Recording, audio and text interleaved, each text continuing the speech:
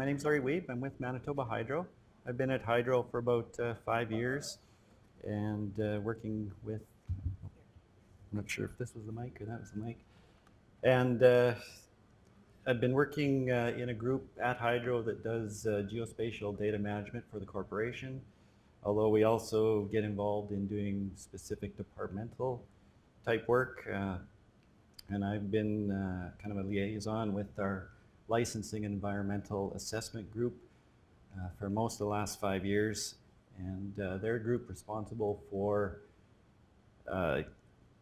starting a transmission line project. So right from the initial, when someone says we need a line somewhere between point A and point B, the licensing environmental assessment group will get involved, start doing some initial planning, doing some field work, public consultation, and rolling all of that data together over 2 or 3 years and applying to the government for a license to build a line in that area. So in that group, we have some real technology guys, and they love doing the mobile stuff. So it's let me play a lot with the technology. We've got about 10 users who use about 6 iPads, and we've got roughly a dozen different apps on the iPads that are being used. So it's not widespread, but it is a nice little set of work. So just some of the highlights of applications that we have. We have a windshield survey that's I'll show a little piece of. Camera trap management. We have a field camera program that we've got anywhere up to 200 cameras out in the field at any given time. And we need to manage people going out, gathering those photos, where are they deployed, how are they deployed, some pictures of where they are so you can find them in the future, that kind of thing. Caribou monitoring. We have 70 or 80 collars, GPS collars on caribou up north. We track those, and we have an iPad app to help us go back and find them. We recollar animals where we can when their collars are done their lifetime, and we also have to go find the mortalities when those happen and figure out what happened to the animal, how was it killed. Openhouse Feedback was one of the first things that got me into Collector. So when we're doing these trying to define where a line will go, we'll set up public consultation meetings, and it's a big rigmarole public PR process. But we need a way to record what's happening, what's coming in from the public. So they were scribbling on maps, and then the maps would get lost, and the paper would get lost, and they wanted to see imagery and be able to zoom in. And so we ended up doing something with Collector that lets them do it all in one spot, record a little bit of information, and carry that forward into analysis after the workshop process is done. We have basic tools for going out in the field and monitoring and inspecting things we have. Once we start a project, we'll clear it. There's always sensitive sites that you have to work around. Those are all flagged. We go out and we monitor that mitigation was done properly on those sites, and whether it's compliant or not, whether it's an access road or a wetland, we track it all and can record information about it. We have basic tools for each project that we're doing. Most of it includes subsets of these. We'll have cameras on projects. We'll have Openhouse Feedback. We'll have the sensitive sites. We have a thing called incidental observations, where you're out in the field and you just see something. You want to record what it is, take a picture of it, and bring that back.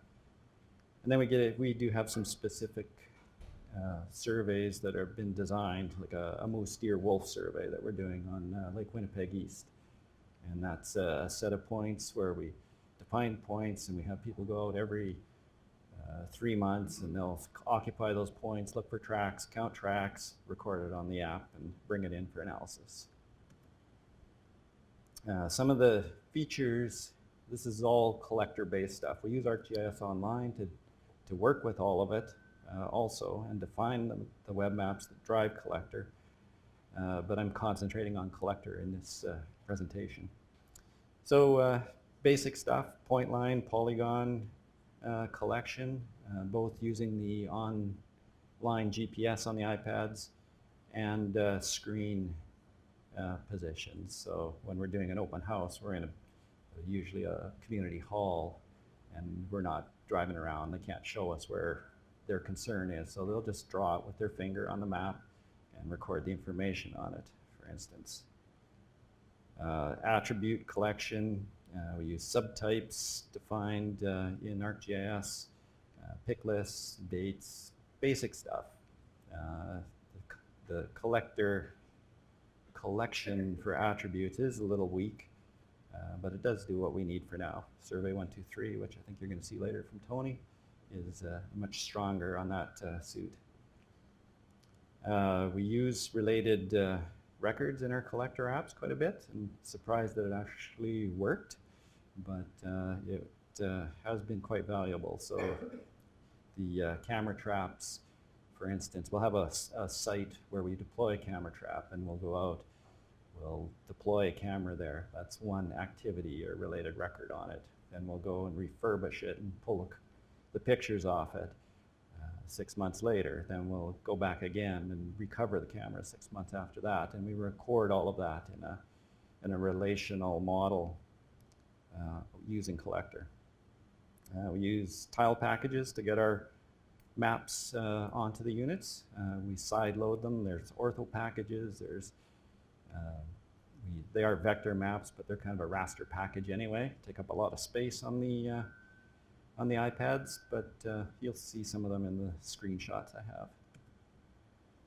Our general architecture, so we're using collector for iOS, 64 gig iPads or higher. That's the minimum we can do. We have tile packages that are 45 gigabytes alone, and to get the detail you need in the field for the kind of project areas. So those are a limitation of collector right now on how big you can go. We use cellular data on the iPads or Wi-Fi, just depends, but we always have a cell connection, but in lots of the places there is no cell, so we run disconnected a lot. ArcGIS Online is used. That's where we do all of the creation of the web maps. It's just kind of a template of how the map will look, but we host all of our data in servers at Manitoba Hydro in what we call a DMZ, which is a firewalled section of network that can be shared publicly or internally. It's just got extra high-duty security on it to protect our data and keep everything safe. And we use secured services on everything just to maintain. We do have a few public apps out there too, or maps anyway. Some demos. So I'll just flip through to my backup screens here. Now I don't know if you can see these that well. This is a camera trap management app that we have. You can see all of the red and green dots on here. Greens are active cameras, red are past cameras. We record all the locations in case we want to go back and set up there again and take similar pictures to watch for trends in an area.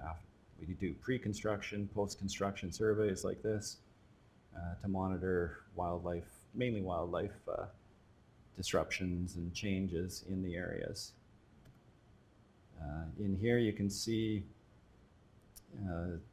just some of the data that's on every camera. So this is where it shows one of the related records where we've got 4 different deployment, refurbishment activities at a site for that camera. We collect attachments on those related records, which was a surprise that actually was supported in the app too, but we do collect them, so they'll take pictures of the camera deployment, which is real important. They take a picture of where the camera's facing, where the different angles around the camera to help us find it and to help see what should be seen out of that camera. They do get disrupted, cameras get damaged in the field. We've had a few burned by forest fires. We get hunters that decide to take a shot at them. We get bears like to play with them, and they'll knock them off kilter.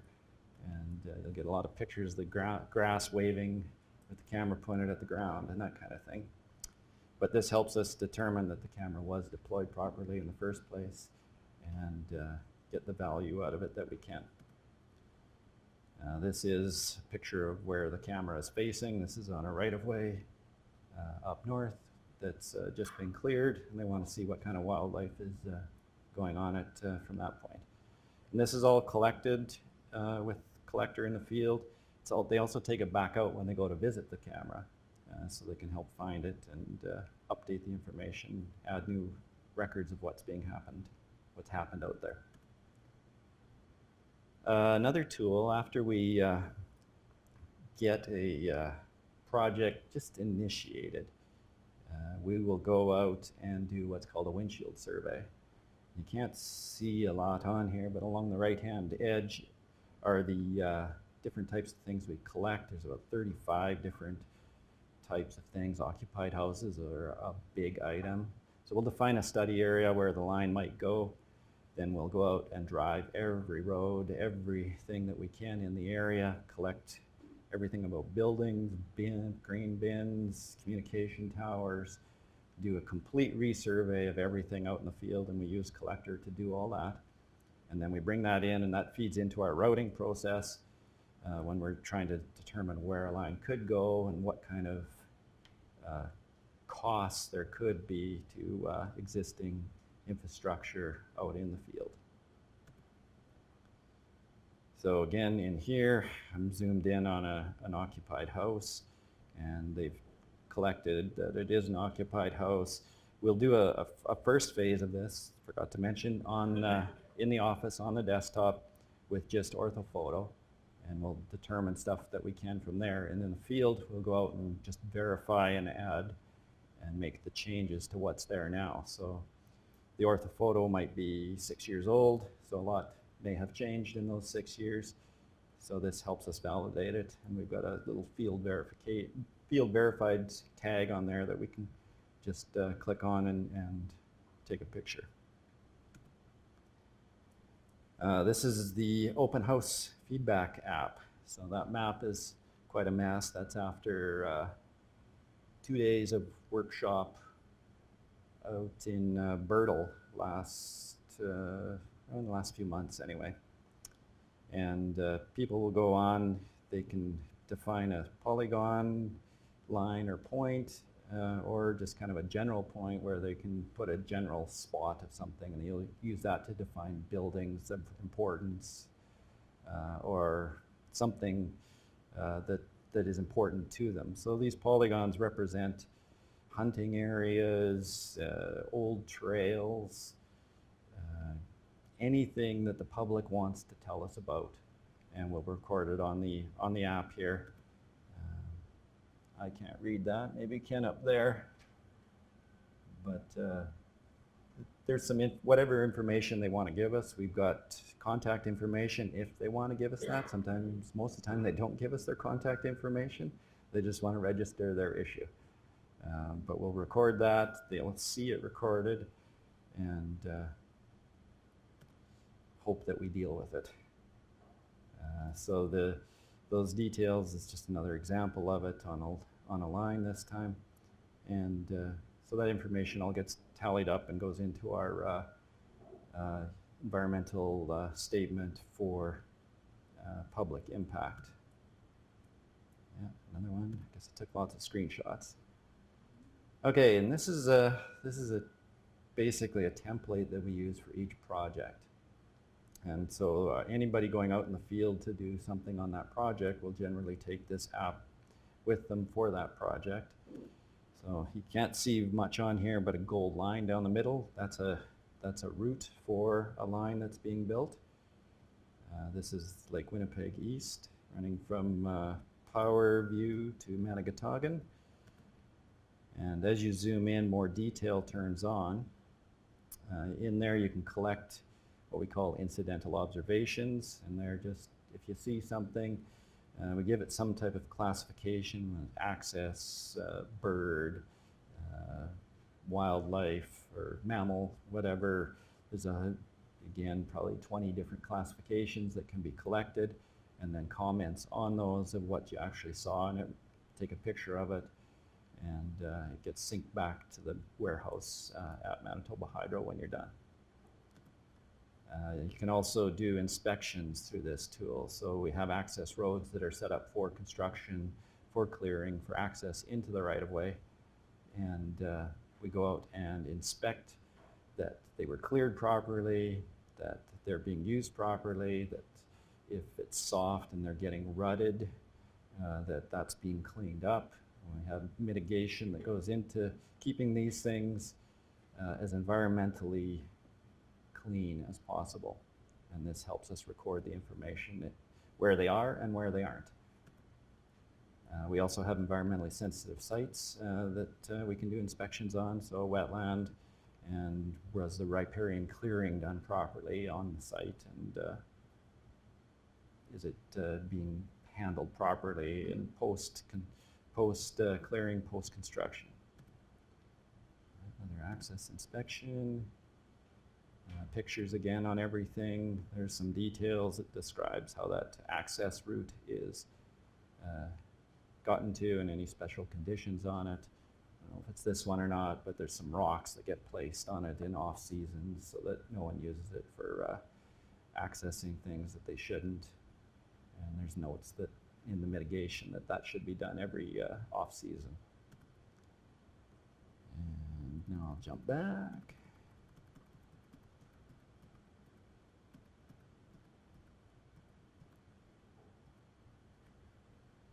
So some of the issues that we've had with Collector is GPS accuracy.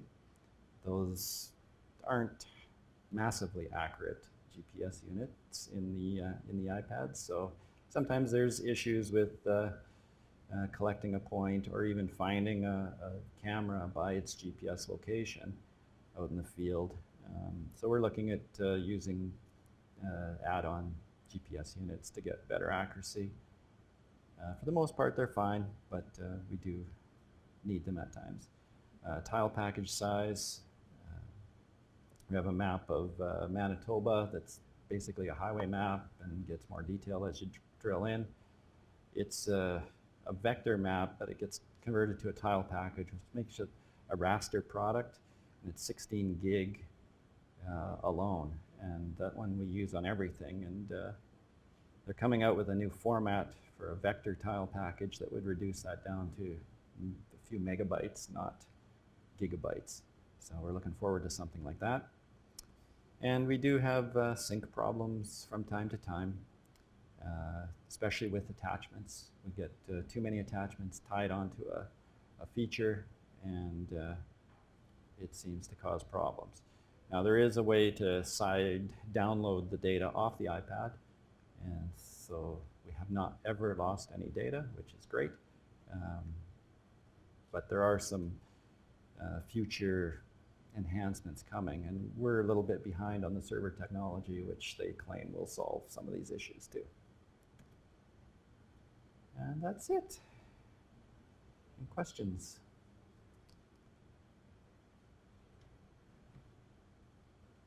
On the GPS accuracy, do you have units other than iPads that you collect with? We will take Garmin handhelds, fairly good Garmin handhelds out in the office too, and collect points with that, and also take waypoints just as a backup. We always have a backup running with technology, whether it's paper or another piece of technology.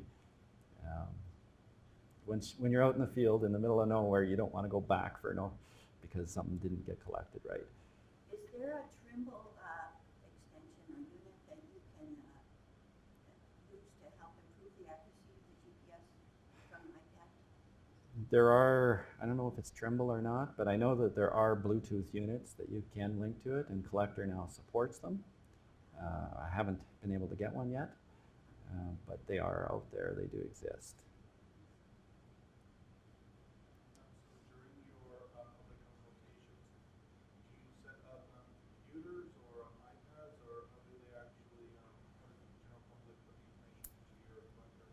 we take the iPads out and we'll hand them the iPad and they'll zoom around to see their area. They all want to look at their house first or their specific area of interest. And then they'll, okay, a mile over from my house, there's a bog here that's something that I don't think we should go near, and they'll circle it right on the map and hand it back to our hydro person there and finish the submission process. Okay. Yeah.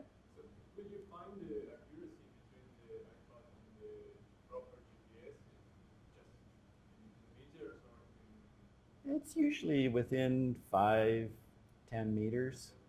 Yeah, but 10 meters when you're looking for a tree with a camera on it can be take a little while, depending on the conditions you're slogging through around it too. So. We've got a lot of iPads that we use as well in forestry, and we're starting to look at using them in the wintertime, and we're finding that they're just, the charge just doesn't hold. It'll Right. last about half an hour fully charged. Do you use your devices in the wintertime at all? If you do it probably in the cab, I guess, of the truck, or are you looking at other devices for maybe more winter-type work? The winter stuff we do is mainly in vehicles or worse, helicopters, which can be pretty cold in the middle of winter, but we always have some type of inverter along to keep them charged and plugged in, so that they'll unplug it to go out and take the pictures if they need to, but most of the time it's plugged in. And really they've stood up pretty well. These are 4th generation, 3-4 years old now. And we're not outside all the time with them, so I don't know what the battery life would be on them now. But hasn't been much of an issue for us. But that's interesting to know. Okay. One more. Oh, sure. I spoke with a group of mostly Indigenous people recently, Mm-hmm. and they said that the access to certain gathering grounds of earth Mm-hmm. was blocked because of your Manitoba hydro sign. Okay. And I don't know why I'm asking this, but do you get that type of complaint in your open houses, and how do you respond to that? I'm not one of the environmental people, so I don't know how they respond to it, but in the data that we have, we do mark out kind of traditional knowledge areas, and that would be berry picking and that kind of thing, local medicinal areas. And we try to mitigate those so they're not open. We don't distribute that data in any way, so people can't use these maps to go out and find all of the berry picking areas, for instance. But when we do create access to do a line, we will go near some of those areas, and people can get access if they know that something's out there. They can use the clearing we've done. We do try to always keep buffers between what we're doing and any important areas, but it doesn't always happen. Sometimes we go right beside them or over them even.